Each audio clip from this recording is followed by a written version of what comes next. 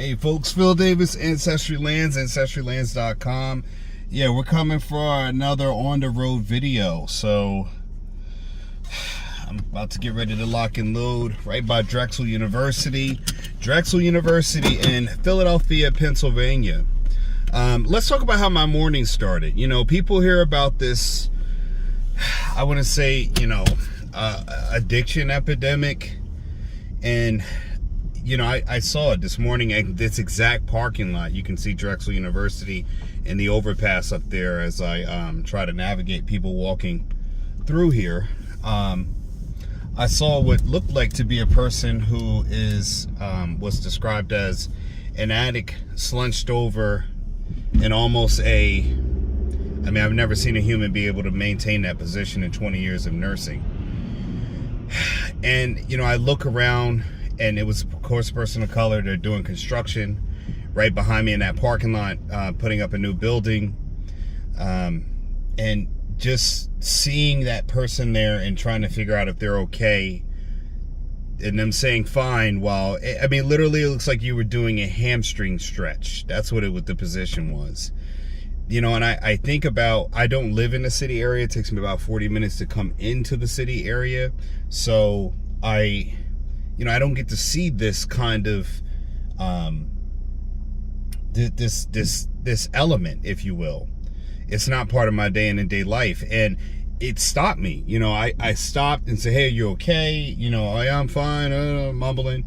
You know, but people here in the city, they didn't even bat an eye. Just walk right past the person. You know, and I'm not the kind of person to kind of take a picture of that and put it on display, because, you know, I'm always trying to look out for the safety. But literally, this person is, if you ever look at Kensington Ave videos up there, it looked just like that. Just one person sitting in a parking lot, not even sitting, but standing, and just slouched over, you know, like you're trying to pick a penny up off the ground without bending your legs, and just slumped over. And just, that's it. Just holding that position. I mean, if I did that, my lower back would be crazy. And I don't mean to say that to be funny. But here people walk right past it. It doesn't bother, it doesn't affect them. And that goes to show, you know, about something about being in the city. You become immune to that type of, that experience, that exposure. And I'm not saying anybody's bad, anything else like that, but I guess people see that and they say that person can't be helped. And when I look at that, I say that person once was a beautiful child, a beautiful young man, because it was a male, that grew up with hopes, aspirations, and dreams, and somewhere along the line was led astray or went astray, and the journey that they went through in life. And that kind of got me thinking about more and more of, you know, we're in this gender war. And when I say gender war, I'm talking about, you know, these two opposing sides with opposing philosophies of females saying men are not men anymore these days. Men are saying women are not the same women of old. But I've got to ask myself, you know, this question, even when I met my wife. You know, she's my wife. I picked her. Yeah, I choose her. There's a lot of men out there who, you know, they're not necessarily for getting married, and that's fine. I mean, that's all well and good, and, you know, while you're young to have that life, and yeah, I could get divorced. I understand that. That's all part of life. I mean, part of life, part of being a lion, you know, is you hunt. But also there's a time in a lion's life where a lion has to defend and secure their territory. And that can mean, you know, the lion's own cost of life. But that's the nature of the attempt to be king. You look at the Lion King, right? You know, Mufasa had to defend his territory and protect from dangers, hyenas, and other lions. That's part of the lion's journey. So when I look at men these days, do men really come equipped? You know, are men these days, the men that are wealth builders, are resource gatherers? And I'm gonna try to explain this in some aspect of, to me, what helps to really secure a marriage. And people are automatically going to say love and things like that, and yeah, that is an entry fee to building a family, is love. You have to have love with a person to get past the dating phase, to get to a point where you enter the phase of building longevity. Okay, this is not a relationship video, because I'm going to connect everything to land. And this is crazy. You're about to see something happen right now, and this is what I keep talking about, is that, ask people are quitting, people are quitting jobs, and this person, I'm going to do videos in winter and summer, you're going to see the same person walk this lady right here in the corner, right here. I'm passing right by her. She walks this middle road. I saw her in the summer when I got this job, and I see her now in the winter time. Now she's got winter clothes on. I mean, talk about a person who's productive, asking for money, but is not productive in the 9-to-5 work to build up something later. And I'm not making a judgment. I'm just saying that in these videos that I do, you will see that woman in the winter time. I saw her in the winter when it's snowing. I saw her before it snowed when I first was getting this job. And now I see her in this turn of 2024. I mean, shoot, she show up to work better than some people who do have a home, 401k, and health insurance. But enough about that. So, in the path to building wealth, when you are going to enter a relationship with a woman, anyone, to build a family, again, you have to have some sort of love phase to be able to secure the next phase, which is the phase of longevity. All right. So yeah, you're gonna have to let me in, buddy. You could try not to, but you're gonna let me in. That's what's gonna happen. To secure the phase of longevity. And in that phase of longevity, you are now starting to nation build the foundation, lay the foundation of your relationship, like I've done in my marriage, to try to build wealth, to accumulate wealth, amass wealth. I swear right there, if you look at this closely, here's something crazy. If you look at this closely, if you could zoom in, if we can zoom in a little bit, that's a bag of poop on the back of that person's, that's crazy. Any which way. Let me zoom out again. Gotta speed up. That's crazy. I just noticed that. The things you'll see on the road with me, folks, that's crazy. This person don't even know it. I gotta check my windshield wiper. Somebody left a bag of dog poop tied to that person's back windshield wiper, right? Have you people no shame? Good God Almighty. Any which way. So you're building your foundation for wealth, okay? And when I say that, what I'm saying is that you're in the resource gathering phase, okay? You and a woman are deciding to shack up, cohabitate together, all right? But before that happens, the woman is selecting you off the initial offering, okay? Your initial offering, that's what I always say, marriage is still a business. Your marriage love is a cherry on top that makes marriage much sweeter, but marriage really boils down to being a business. And when I say that, I'm just saying it is, again, a woman is choosing you off of initial offering. If the initial offering or the ante is not substantially high for the man being the selected person or chosen by the woman, then it will eventually fizzle out. And this is a challenge for men too as well, is that your initial offering, what you have to offer a woman in the form of longevity to wealth building, if your mindset is not on to that, and it don't have to be wealth building and generational building and land, I'm talking about wealth building means that whatever money you started off in a relationship with, you are now on an accumulating phase between either one income, two incomes, or multiple streams of income to gather wealth in the name of the marriage, the Mr. and Mrs.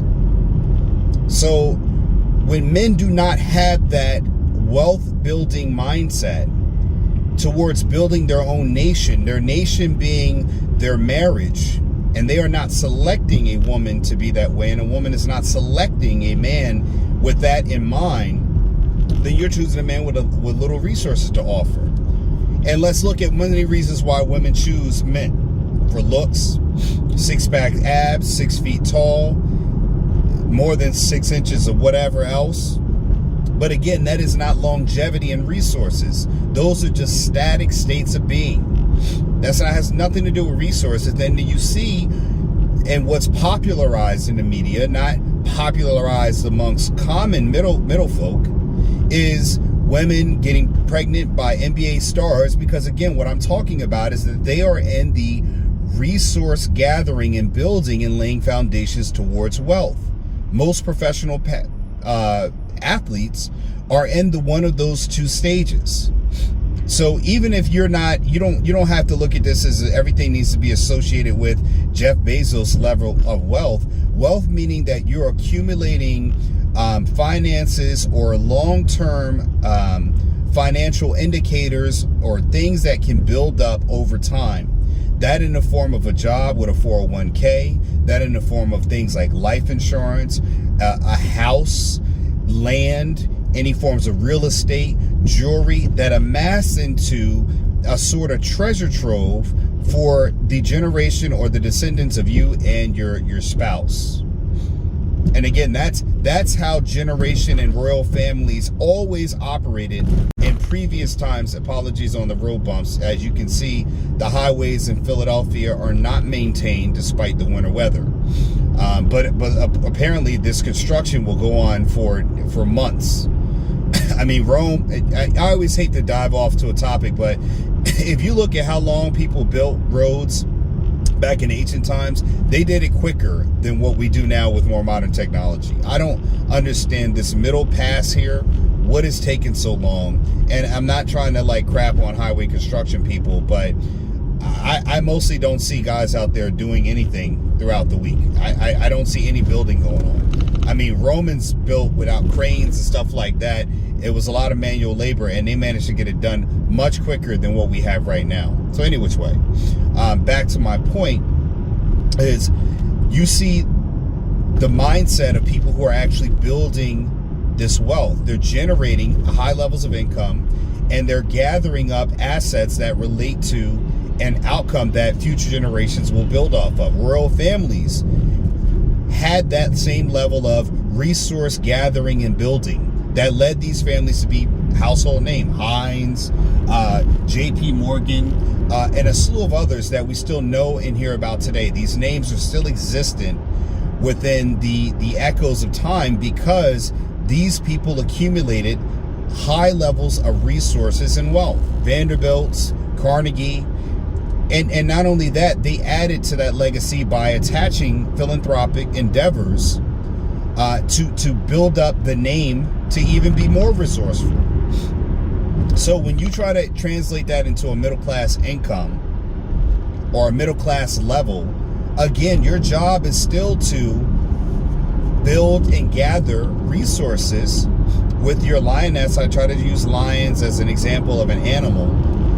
And what do lions do? Lions have prides, and they expand their pride, take in or conquer other lands, and gather more resources to become what? A super pride, right?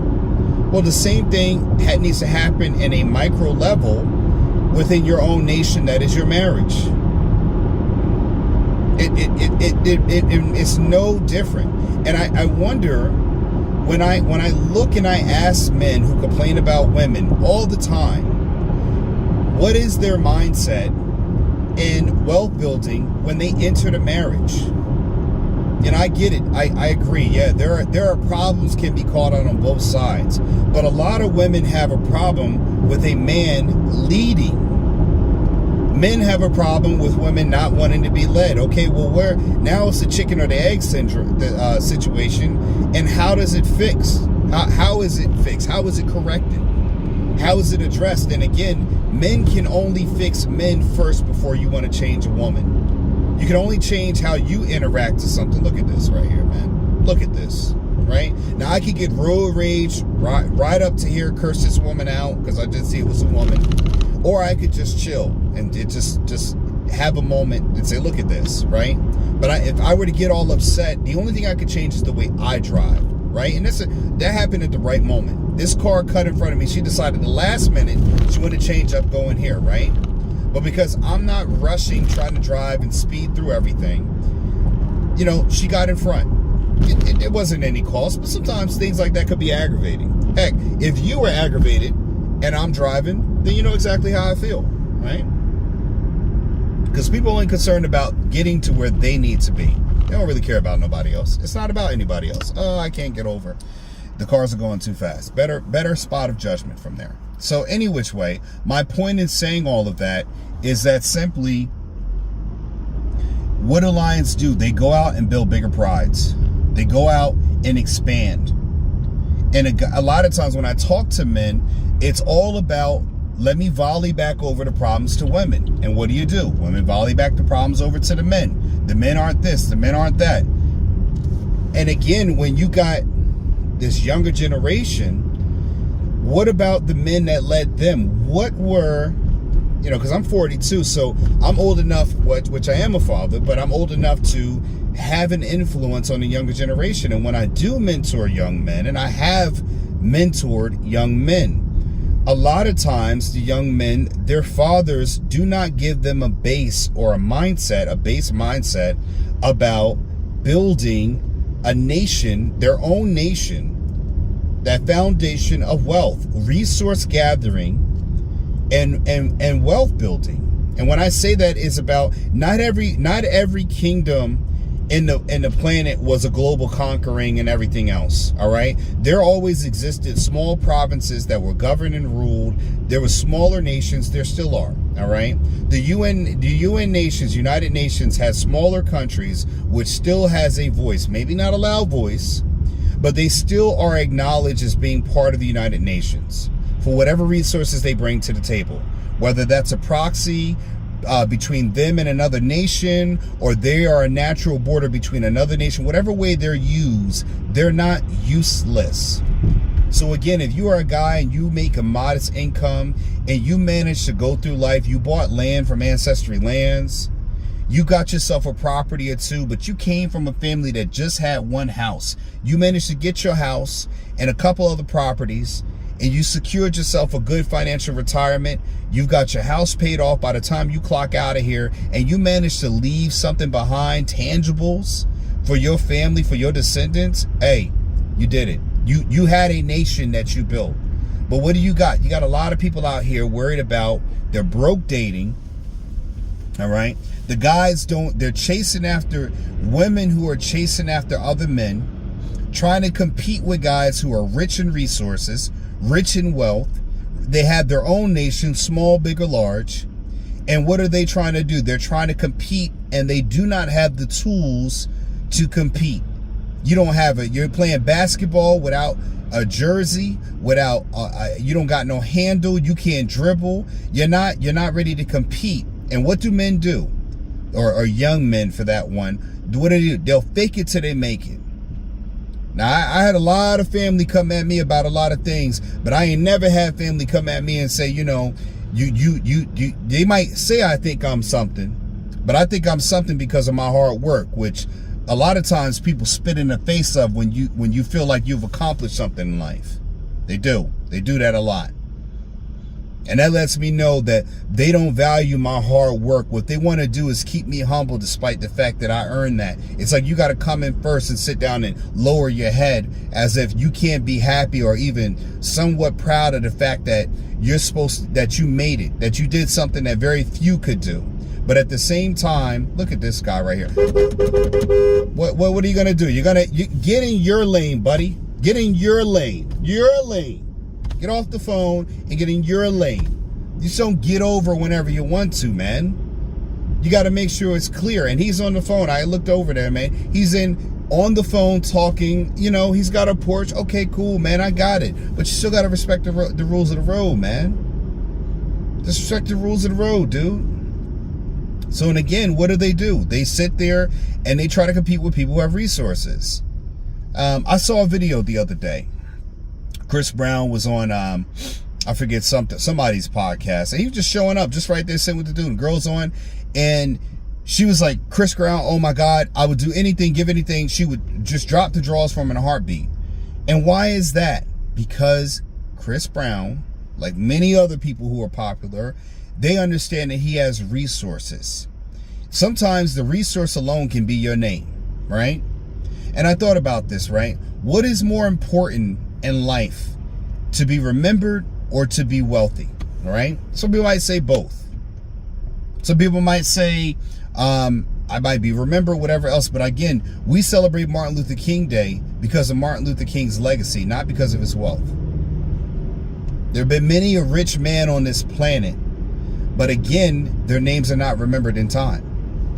Few men are remembered for just being wealthy, but more men are remembered because of what they've done in their lives, their actions, whom they've led.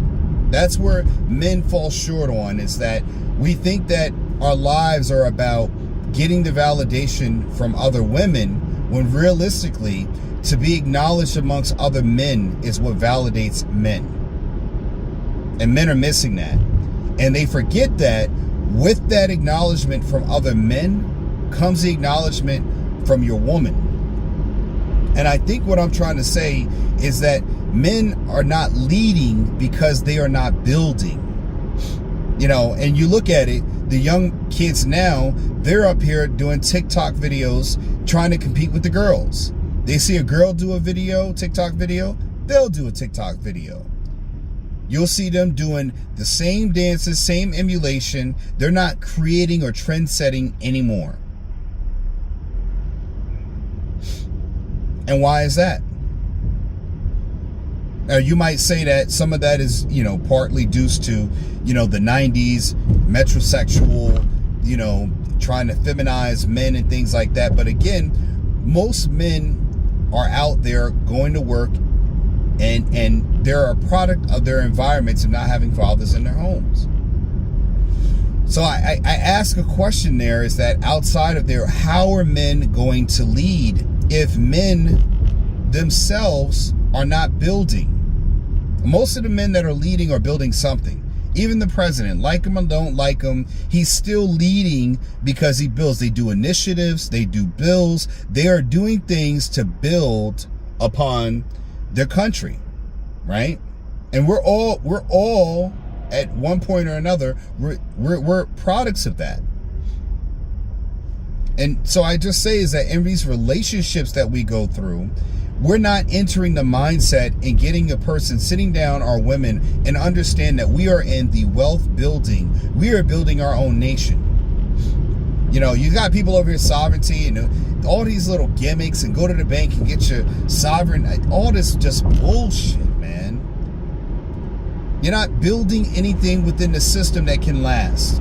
Not anything that can be duplicated, replicated, sold, bartered, nothing tangible.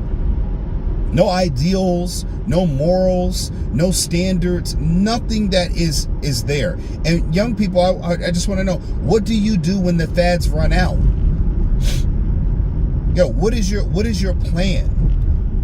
And then who is leading you? Who is leading you or mentoring you? And a lot of it, they don't seek any mentorship. So you expect to get into a relationship, have a baby, and you're going to raise them with what? You barely have completed your journey to manhood. And the women are looking for a man to have security. And when I say security, it's not the ability to not do anything, but for you to have the leverage to tell her it's optional. It's optional. And it's a tough lesson for a woman to get to, because women are independent, partly because they can't rely on a man. Because men today are not men providing. We're not building. She can't let you lead because she can't see your vision. Because you don't have a vision. So what do? You need to build a vision. Now I'm going to try to transition between the attack of men to how do we start to solve it. Now, and again, this is not, I don't need women coming up here and saying, yeah, I'm right. I'm not looking to be right. What I'm looking to do is identify. Because again, you cannot solve a problem until you address a problem. You got to identify and address that the problem is real. So again, with young men, Like I've done with this young man one time. It's actually a very close family member of mine. You try to guide them. You try to tell them to build instead of spending. One thing I think older men fail at younger men is that you try to get them to be as conservative or frugal spending as you are at your later age. It will never work with a younger person. That you can never convince a younger person to stop clubbing to save money. It's not going to work if that's what they do. What you try to do is teach them to budget for it, to save, put some money away, and what you got to do is a slow matriculation of repeating a message and getting them to commit to the process and practice. Monitor them and supervise them when it comes to checking in and hold them accountable for hitting those markers. Hey, what I want you to do is start putting away and saving money. But again, this starts when fathers have their children when they're young. I'm already doing it with my children now. My son is 7. My daughter is 9. They get paid. They have opportunities to earn money from me monthly. Now, I've got a business, but there's no reason why any parent should not have their children working and operating. Hey, the house needs to be clean. You live in this house. This house is our nation. Our nation needs to be serviced. I'm contracting you for cleaning the house and doing these duties. You're teaching them responsibility. This is why you start it when they're very young, and you build it that way. So when they transition to teenagers, you now can expand and build upon that base.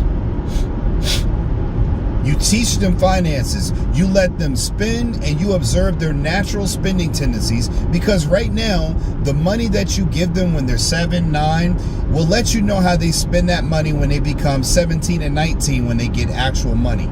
Because don't forget, like I've showed you in my videos, you know who's coming for them because you ain't preparing them? You know who's coming for your children the second they get old enough to get financial offers? Take a guess. Because you're not preparing your children for the world they're going to encounter. You're not teaching them finances. You're relying on academia to teach them what you already know they haven't been taught. If you didn't learn finances when you were in school, I don't know why you would think they're going to teach it now that you ain't in school. They haven't taught it beforehand because it's always been an elective. It's not mandatory. So unless you are electing to get your child to mandatorily take it, they're not going to take it. I had so many times I said, I can't spell good. Well, why don't you learn how to spell well? You could teach yourself, so that way you could teach your children how to spell. I remember when my kids, when the pandemic came, and my wife was, I had to do a lot of home tutoring. Now, my wife was not always the best student. That's not my slander on her. That is just her and her academic journey. And she wasn't as strong a student. Okay? And she asked me, well, how am I supposed to teach them? I'm not sure what anything. And I said, well, you need to learn with them. Whatever you missed when you were younger, it's time for you to go back and revisit that and learn and strengthen up, because learning is learning. You're never too old to learn something. Often I have to help my daughter with her homework, and sometimes I got to go back and relearn something I may have forgotten. Nothing wrong with that. That's our job as parents, to give our children the knowledge they seek, to prepare them for the world so they can go and build their own nation. Woo, boy, I hope somebody hearing me on this one, boy. So again, how do you do it? You start it with your children while they're young. It might be too late for you, but it is never too late for them. And if you resign yourself that it is too late for you, then why don't you start with them? Okay, that's the first part. Now, if you don't feel like it's too late for you, and you say it's never too late to keep the old dog new tricks, then okay, this part's for you. What you do now is you start your learning of journey, and you have your child sit with you or watch a micro version of the things you're learning. I've had my kids watch taxes for YouTube. We live in the most prolific information age where you can get information online. There are animated versions of kids explaining taxes to other kids. There's no excuse. What you lack is the willpower to change the trajectory of your descendants, your lines of people. And guarantee you this, folks, I always said if you don't own property, you'll be owned as property. Your generations will be eradicated, swallowed up. And you heard it, my man said, have you ever been swallowed up? Well, this future with the AI and everything coming, they will swallow up and eradicate your lineage. There'll be no one left. Your bloodline will be wiped out, and there will be no generational wealth, because generational wealth is not also built in land. It's also built with the name, your name. Your bloodline is what exists. Why do we still talk about Genghis Khan? Why? Because his bloodline exists today. They talk about him in so much fascination because 90% of Asian people are related to him. Without going over the methodologies of how he got there, but still scientifically, they can't get enough of him. So again, what do? You teach the generation. You learn yourself what you are lacking. When you make mistakes or there are things you don't know, you strengthen that knowledge. There are things I did not know about land before. I strengthened my knowledge. And you do that by sitting yourself down and stop and not, you don't have to read a book. Well, watch a YouTube video and start small. Do it one thing, one piece of knowledge every day to build upon it. A few minutes will help you go a long way over time. 5 minutes a day is 35 minutes a week, right? Which is 104 minutes in a month. Well, that's more time that you would have spent on it had you not done anything. So I'm trying to help people here. And what do men do? How you do it is that you build yourself up in the same way that I'm telling you now. So when you meet a woman, you now are going to expose her, not to your resources, because you don't want to get there yet. If you want to expose a woman and lead with your resources, guess what you're going to have? You're going to have her searching for that. You lead with your mindset.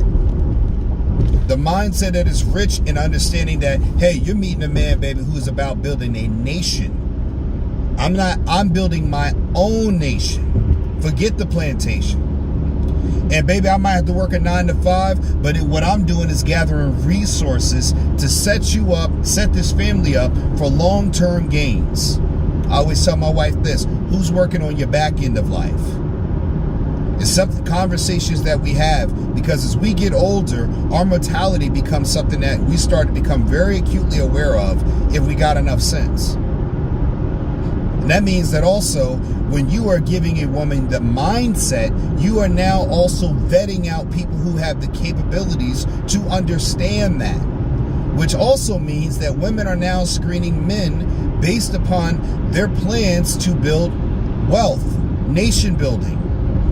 But think about that now. When it starts with a man, it ends with a man. Because what a woman is going to do is say, let me see your building plans. Still relates to land, folks. I'm still making connections here. Follow me if you feel me. Let me see your building plans. How is this house going to be built? Remember the 3 little piggies? She going to look at it. Some people going to say, nah, your house built with straw. I know how that ends. Nah, your house built with sticks. Nah, I know how that ends. Right? Because the wolf of life is going to come and he's going to huff and puff. He's going to test your gangster. See how that house is built. What materials you're using. And what about when the people have the brick? Okay, well, all brick ain't the same.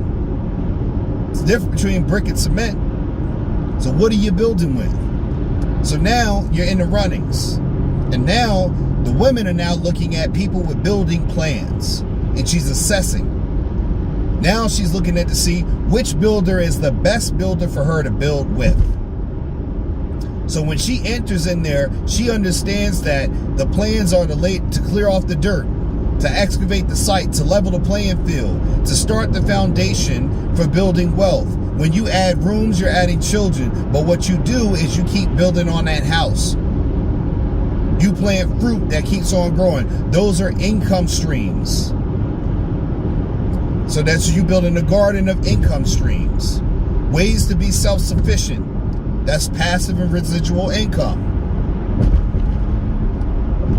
And those things are in the form of land contracts, rental units, that's commercial properties, things like books, things that can pay you in perpetuity after you've done them one time. Again, the keys to building a nation within a family. Also, is actually having enough resources to invest in your children. My children have private tutoring, so a lot of times when my daughter has a test coming up, we strengthen her academia by having a tutor. So again, those are in the form of mentors, people who can bring in help or expert advice or expertise. The same way when you have a house, you bring in a plumber to fix the problems that leak.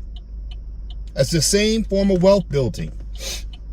But again, if you're accumulating resources, when you have a woman like this, and again, my wife wasn't always about a tutor because tutors cost money, and tutors are they're not cheap. They are not cheap, but they are efficient at filling in gaps, and they also take time that I don't have to educate my child on things I'm not an expert in, because I'm not an expert in all forms of academia. And my son too. My daughter and my son get private tutoring. When the third child gets old enough, they'll get private tutoring. And that is to continue, strengthen, and maintain a high level of competitiveness in academia. That's the point. And when you do that, you're also building for long-term wealth. Long-term gains. You got your stocks. You got life insurance in the form of IULs. You got term life insurance, because again, while you're building your long-term gains, you're also going to leave long-term gains that are going to be short up front, but you need to train your younger generation on how to manage and build that wealth once they inherit it. You don't want younger generations inheriting and squandering it. You want them to inherit and build upon it. But you got to do that to train and build the nation. Otherwise, your nation won't last long, meaning your bloodline will be eradicated. So we're going to stop there, folks. Listen, I done dropped enough gems right now. Give this video a like, share, comment, please. Listen to the things I'm saying. Form your own plan. Get off the plantation and build your own nation in life, folks.